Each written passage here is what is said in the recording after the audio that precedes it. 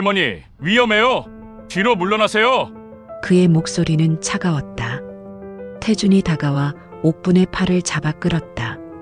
하지만 옥분은 뭔가를 말하고 싶었다. 저기 스프링클러가. 정말 스프링클러 좀요. 지금은 위험하니까 뒤로 가세요. 제발 소방관 말 좀 따라주세요.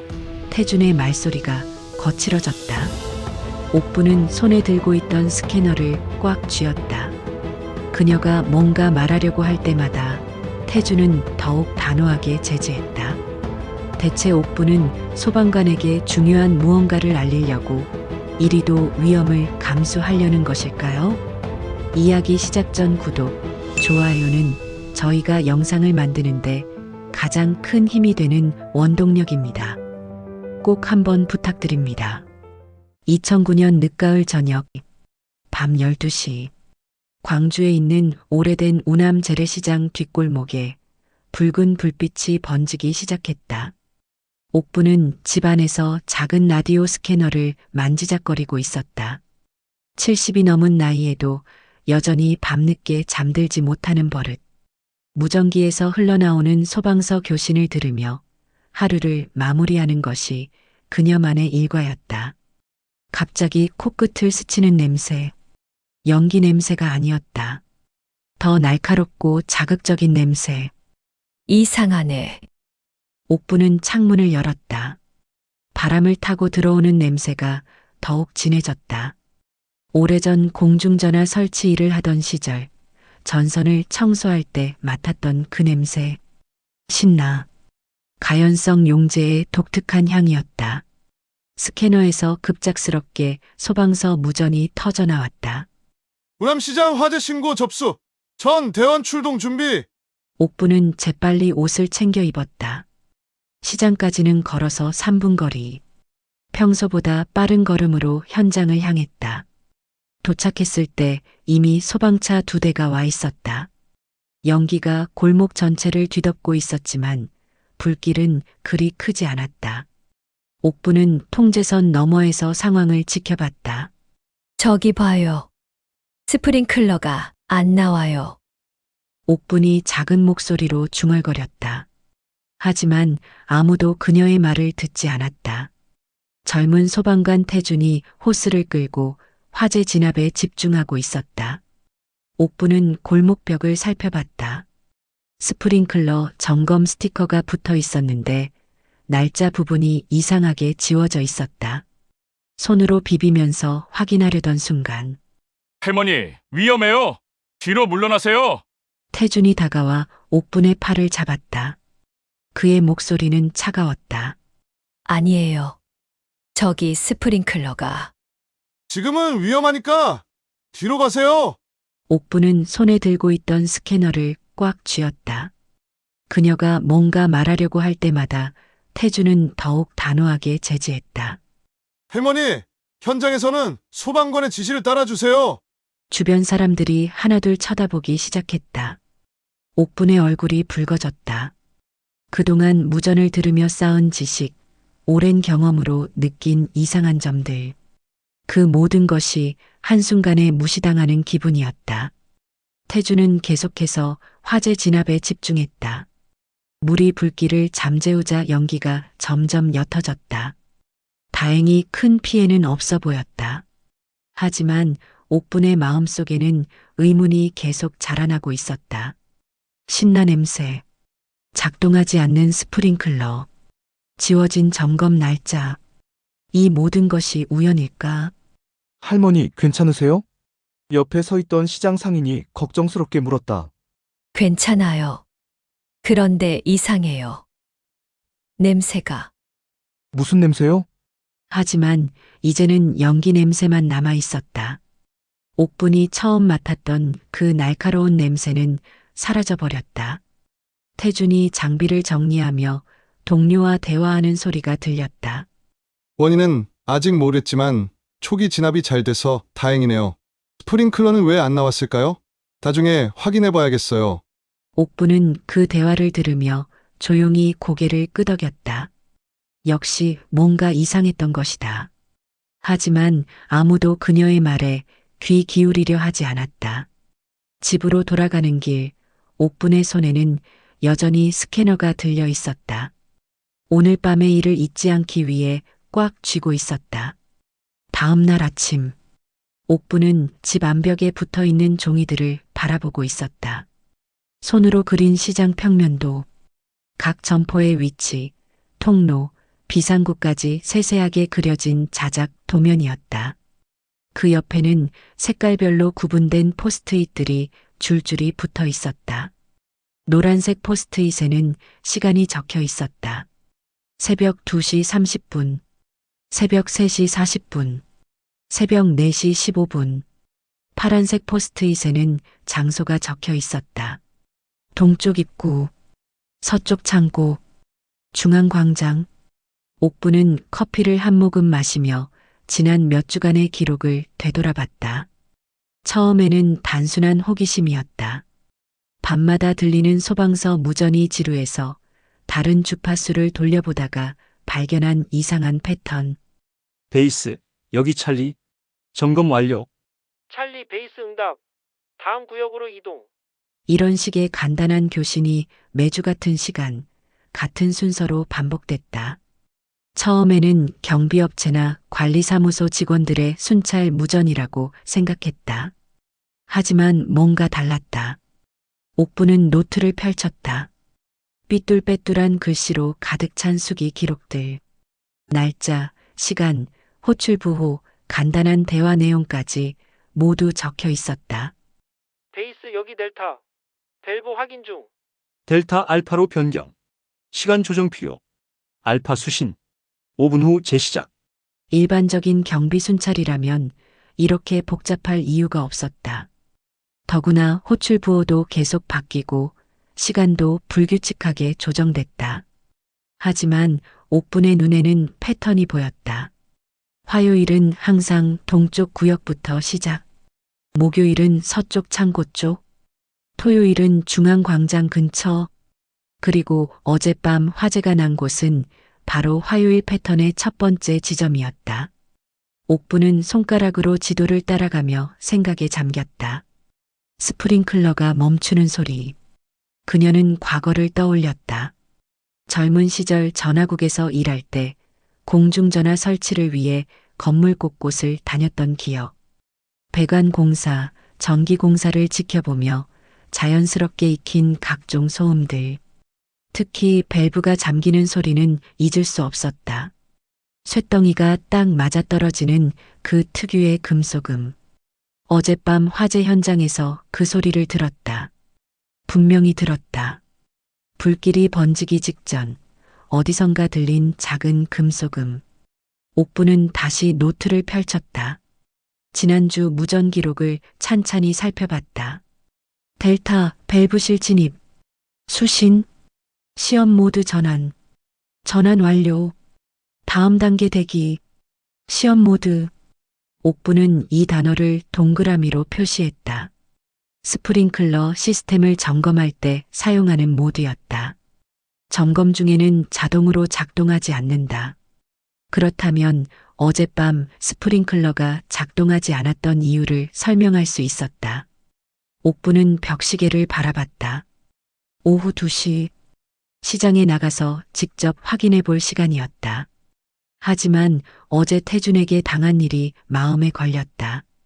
그의 차가운 시선, 주변 사람들의 시선, 모두가 그녀를 방해꾼 취급했다. 그래도 확인해야 했다. 이 이상한 패턴이 정말 우연의 일치인지 아니면 뭔가 더 큰 문제가 숨어 있는지.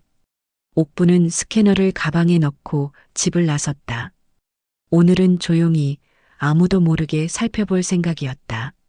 시장 골목을 걸으며 어젯밤 화재 현장을 다시 찾았다.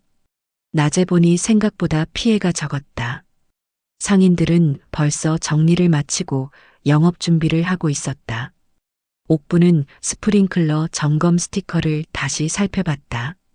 여전히 날짜 부분이 지워져 있었다. 손톱으로 긁어보니 뭔가 다른 글자 위에 더 씌운 흔적이 느껴졌다. 할머니, 뭐 하세요? 갑자기 뒤에서 목소리가 들렸다. 돌아보니 어젯밤 현장에 있던 상인이었다. 아, 그냥요. 어제 일이 신경 쓰여서요. 소방관이 초기에 잘 잡아서 다행이었어요. 큰 피해 없이 끝났으니까요. 상인의 말에 옥부는 고개를 끄덕였다. 하지만 마음속으로는 여전히 의문이 가득했다.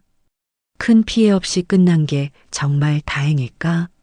아니면 애초에 큰 피해를 낼 생각이 없었던 걸까? 일주일 후 목요일 밤, 옥부는 또다시 스캐너 앞에 앉아 있었다. 예상대로였다. 목요일 패턴이 시작됐다.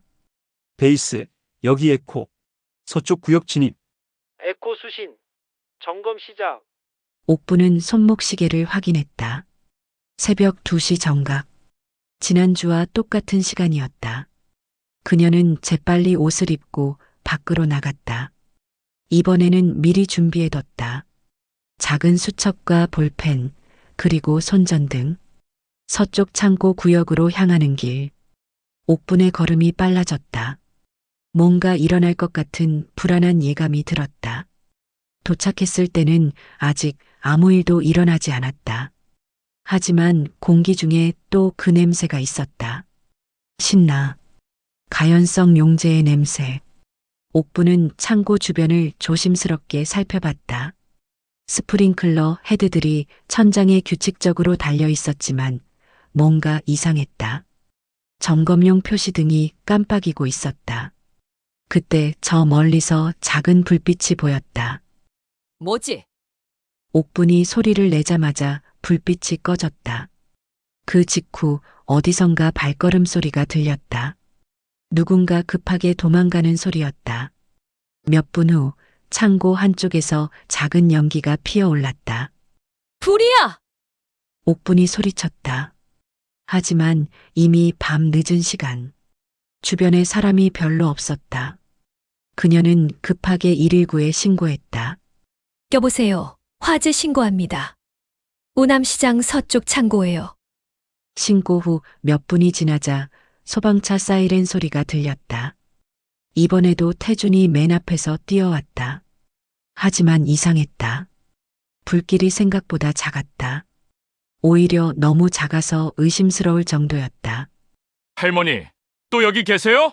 태준이 옥분을 보고 눈살을 찌푸렸다. 그의 목소리에는 명백한 의심이 담겨 있었다. 저기요, 소방관님. 제가 신고한 거예요. 신고를 하셨다고요? 예. 그런데 이상해요. 밸브가 잠겨 있었죠. 옥분의 질문에 태준이 잠시 멈칫했다. 그는 아직 밸브실을 확인하지도 않았는데 어떻게 알았을까? 밸브요? 아직 확인 안 해봤는데요. 확인해 보세요. 분명히 잠겨 있을 거예요. 태준은 의심스러운 눈으로 옥분을 바라봤다. 하지만 결국 동료에게 밸브실 확인을 지시했다. 대원, 밸브실 상태 확인해봐. 잠시 후 무전기에서 대답이 왔다. 팀장님, 이상합니다. 주 밸브가 수동으로 잠겨 있어요. 태준의 표정이 굳어졌다. 옥분이 말한 대로였다. 할머니, 어떻게 알았어요? 소리를 들었거든요. 밸브 잠그는 소리. 소리요? 예전에 공사일 할 때 많이 들어봤어요. 그 특유의 금속음. 태준은 옥분을 다시 자세히 바라봤다. 처음에는 현장을 방해하는 노인네라고 생각했는데 뭔가 다른 것 같았다. 할머니, 혹시 이런 일이 전에도 있었나요? 일주일 전에도 그랬어요. 똑같이. 똑같이요? 옥분은 잠깐 망설였다. 자신의 무전 도청 이야기를 해도 될까? 하지만 이제는 말해야 할 때인 것 같았다. 사실은 무전을 들었어요. 무전을요? 이상한 패턴이 있어요. 매주 같은 시간에 같은 장소에서. 태주는 점점 더 진지한 표정이 됐다. 옥분의 말이 허무맹랑하게 들리지 않았다. 화재 진압이 금방 끝났다. 역시나 큰 피해는 없었다. 하지만 태준의 마음속에는 의문이 쌓여갔다. 두 번의 화재 모두 스프링클러가 작동하지 않았다. 두 번 모두 밸브가 수동으로 잠겨 있었다. 그리고 두 번 모두 이 할머니가 현장에 나타났다. 우연이라기에는 너무 많은 일치점이 있었다. 할머니, 혹시 시간 되실 때 한번 이야기해 볼 수 있을까요? 옥부는 태준의 진지한 표정을 보고 고개를 끄덕였다. 언제든지요. 그날 밤 태준은 잠들지 못했다. 옥분의 말이 계속 머릿속에서 맴돌았다. 무전 패턴, 같은 시간, 같은 장소, 수동으로 잠긴 밸브. 이 모든 것이 우연일까? 아니면 정말로 뭔가 계획적인 일이 일어나고 있는 걸까? 다음 날 아침 태준의 핸드폰이 요란하게 울렸다. 태준아, 인터넷 좀 봐. 동료의 급한 목소리였다. 태준은 서둘러 인터넷을 검색했다. 소방 방해하는 할머니. 검색 결과에 어젯밤 영상이 올라와 있었다. 누군가 몰래 촬영한 것 같았다. 옥분이 현장에서 태준과 이야기하는 장면이 편집돼 있었다. 댓글들이 악의로 가득했다. 할머니가 왜 저러세요? 소방관들 일 방해하지 마세요. 나이 들면 저렇게 되나? 태준은 핸드폰을 내려놨다. 영상은 악의적으로 편집됐다. 옥분이 유용한 정보를 제공했던 부분은 모두 잘려나가고 마치 현장을 방해하는 것처럼 보이게 만들어졌다. 한편 옥분은 집 앞 슈퍼에서 장을 보고 있었다. 어머, 옥분 씨. 어제 뉴스에 나온 거 봤어요? 슈퍼 사장의 목소리에는 미묘한 비아냥이 섞여 있었다. 뉴스요? 인터넷에 영상 올라왔어요. 소방관들 방해한다고. 옥분의 얼굴이 굳어졌다. 그녀는 아무 말 없이 물건값을 치르고 나왔다. 골목길을 걷는 동안 시장 사람들의 시선이 느껴졌다. 수군거리는 소리, 힐끗힐끗 쳐다보는 눈길들. 저 할머니 맞죠? 소방관들 괴롭히는. 나이가 들면 왜 저러실까? 옥분의 가슴이 답답해졌다. 평생을 이 동네에서 살았는데 하루아침에 방해꾼이 됐다. 집에 돌아온 옥분은 힘없이 소파에 앉았다. 벽에 붙어 있는 시장 지도와 무전 기록들이 무색해 보였다. 정말 내가 방해만 했을까? 하지만 포기할 수는 없었다. 분명히 뭔가 이상한 일이 일어나고 있었다. 그날 오후 태준은 어젯밤 화재 현장을 다시 방문했다. 정확한 화재 원인을 파악하기 위해서였다. 현장을 자세히 살펴보니 이상한 점들이 하나씩 드러났다. 첫째, 착화 지점이 너무 명확했다. 마치 특정 지점에서만 불이 시작된 것 같았다. 둘째, 연소 흔적이 불균등했다. 일반적인 화재라면 사방으로 번져야 하는데 특정 방향으로만 탔다. 셋째, 가연물 잔해에서 화학 냄새가 났다. 일반적인 목재나 종이가 타는 냄새와는 달랐다. 태준은 동료에게 정밀 감식을 요청했다. 이 화재, 뭔가 인위적인 것 같아. 정말? 방화라는 뜻이야? 확실하지는 않아. 하지만 일반적인 화재는 아니야. 며칠 후 감식 결과가 나왔다. 착화 지점에서 가연성 용제 성분이 검출됐다. 그것도 일반적으로 청소용으로 쓰이는 용제가 아니라 의도적으로 착화를 돕기 위해 사용하는 성분이었다. 이건 명백한 방화야? 태준은 이제 확신했다. 그리고 옥분이 처음부터 맡았다고 했던 신나 냄새가 떠올랐다. 그날 저녁 태준은 옥분의 집을 찾아갔다. 문을 두드리자 옥분이 조심스럽게 문을 열었다. 그녀의 얼굴에는 피로와 서운함이 가득했다. 소방관님, 할머니, 죄송합니다. 제가 너무 성급했어요. 태준이 먼저 사과했다. 옥분은 의외라는 듯 태준을 바라봤다. 들어오세요. 태준은 옥분의 집에 들어가서 깜짝 놀랐다. 벽 전체가 시장 지도와 각종 기록들로 가득했다. 이게 뭐예요? 무전 기록이에요. 그리고 이상한 패턴들. 옥분은 자신이 몇 주 동안 기록해온 내용들을 태준에게 보여줬다. 날짜, 시간, 위치, 무전 내용까지 세세하게 적혀 있었다. 태준은 기록을 보며 점점 놀라움을 감추지 못했다. 할머니, 이거 정말 대단하네요. 제가 쓸데없는 일 한 건 아니죠. 옥분의 목소리에는 간절함이 담겨 있었다. 태주는 고개를 저었다. 아니에요. 이건 정말 중요한 자료예요. 태주는 감식 결과를 옥분에게 설명했다.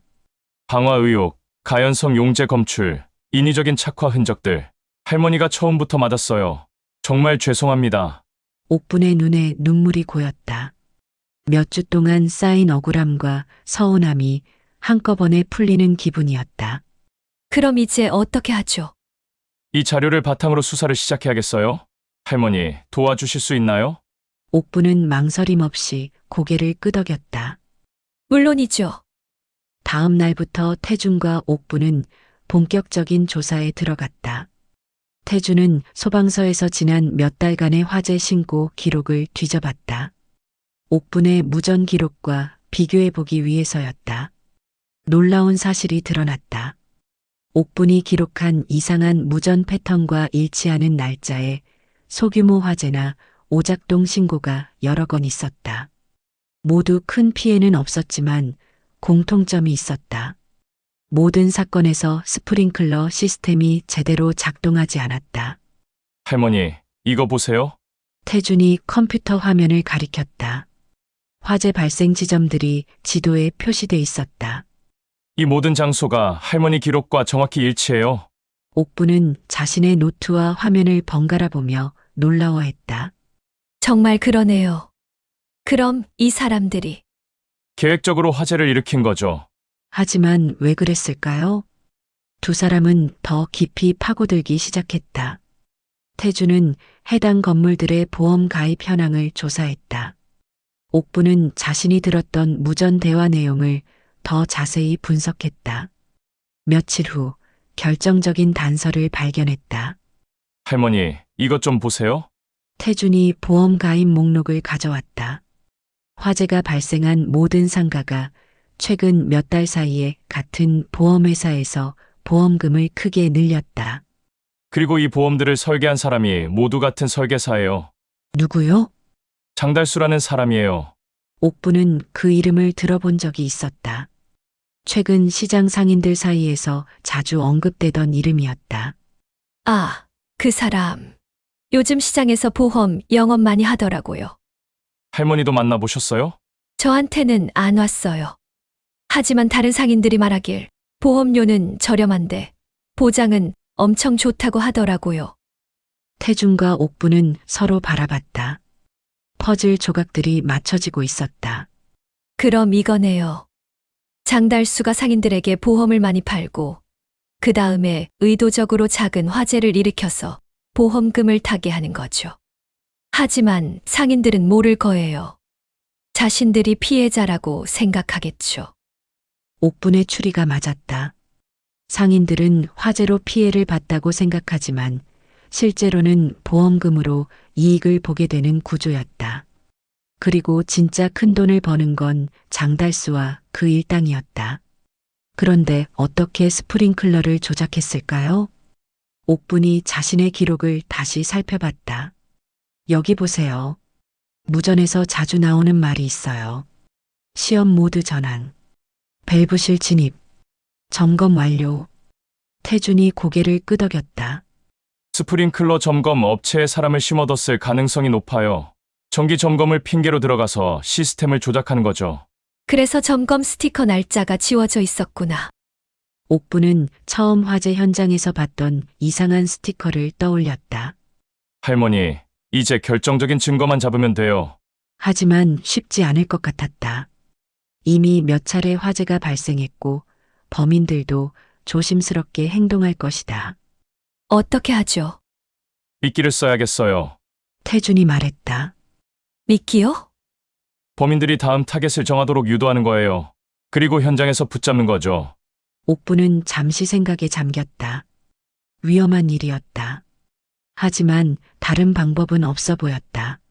제가 도움이 될 수 있을까요? 물론이죠. 할머니 없이는 불가능해요.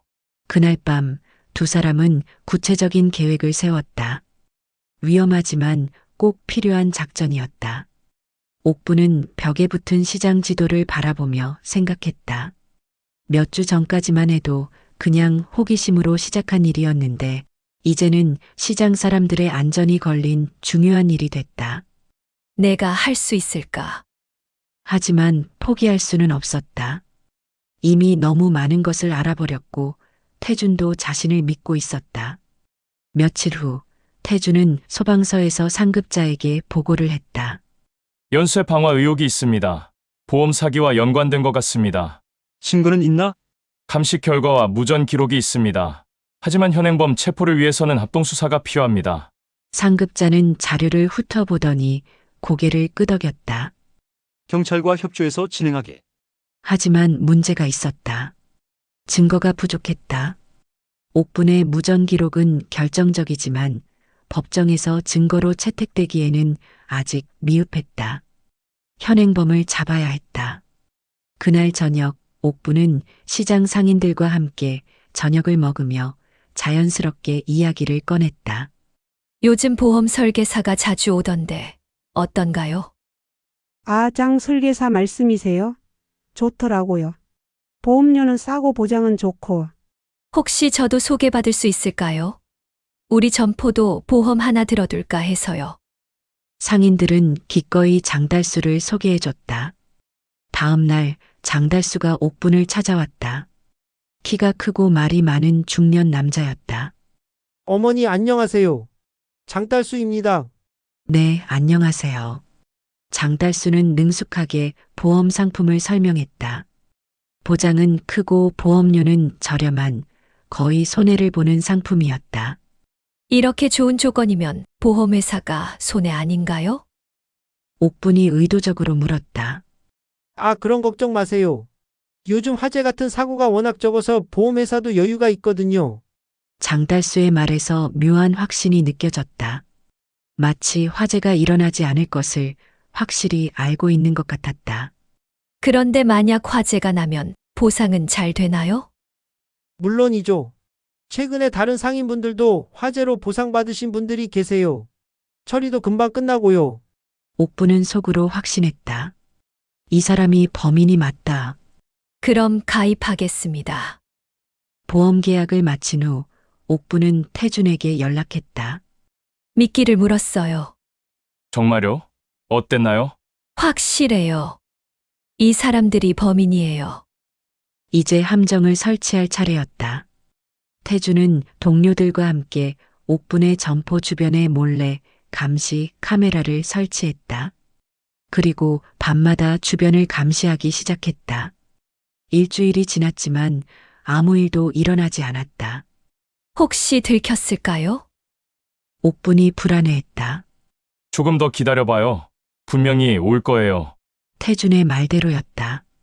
열흘째 되는 날 밤 옥분의 스캐너에서 익숙한 무전이 들렸다. 베이스, 여기 폭스트롯. 새로운 지점 확인 중. 폭스트롯 수신. 시험 모드 준비. 준비 완료. 밸브실 진입. 옥분은 재빨리 태준에게 문자를 보냈다. 시작됐어요. 태준과 동료들이 미리 정한 위치에서 대기했다. 이번에는 실수할 수 없었다. 하지만 범인들도 조심스럽게 행동했다. 한 사람은 밸브실을 조작하고 다른 한 사람은 주변을 감시했다. 델타 작업 완료. 수신. 다음 단계로. 그때 갑자기 감시 역할을 하던 사람이 뭔가를 눈치챘다.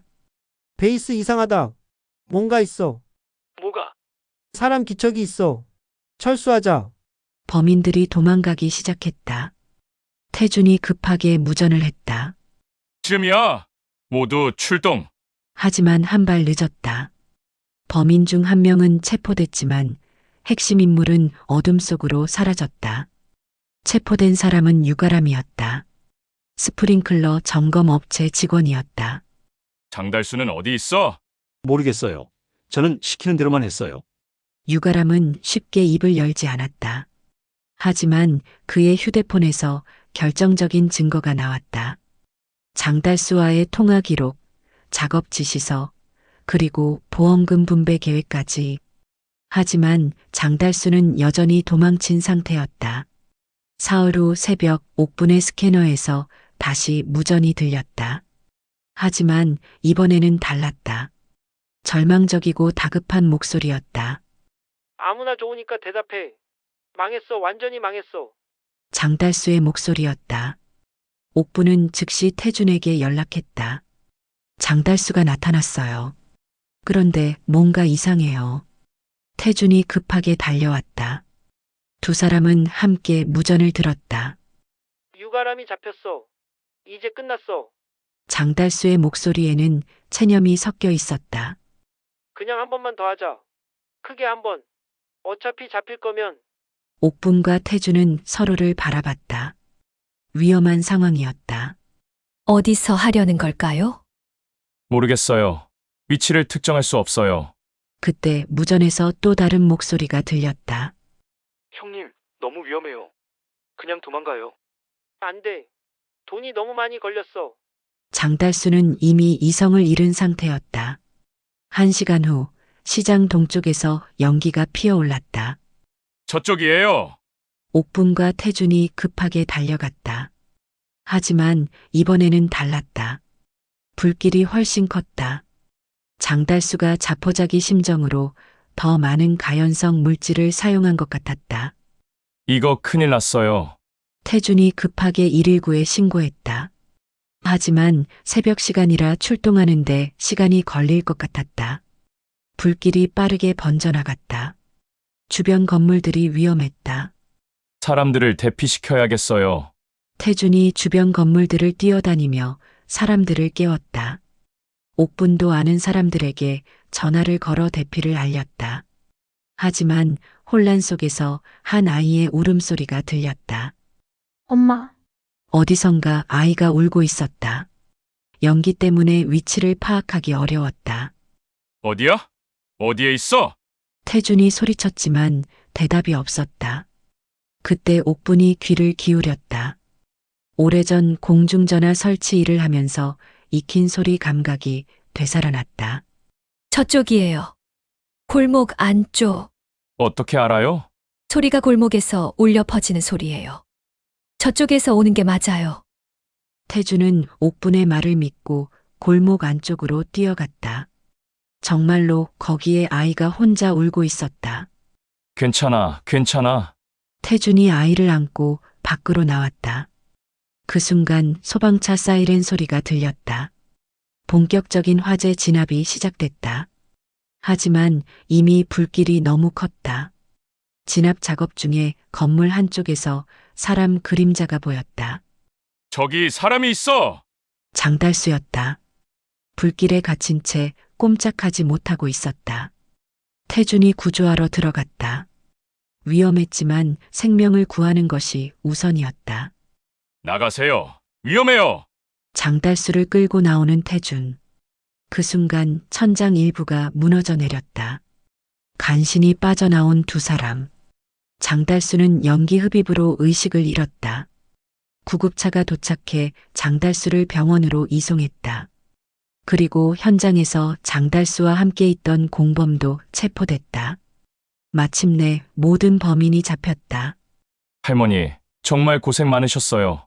태준이 옥분에게 감사 인사를 했다. 저도 배운 게 많아요. 옥분의 얼굴에는 뿌듯함이 가득했다. 비로소 자신이 한 일의 의미를 깨달았다.